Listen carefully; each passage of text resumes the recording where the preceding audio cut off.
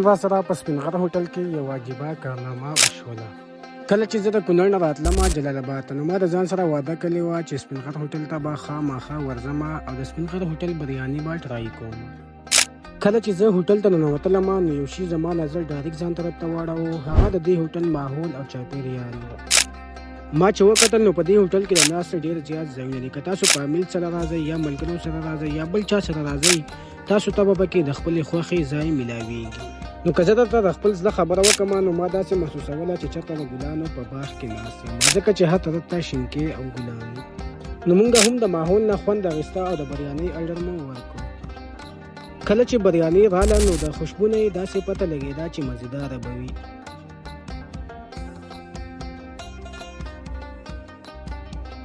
او ماشاءالله بالکل ډېره ښایسته مزېداره بریاني وه.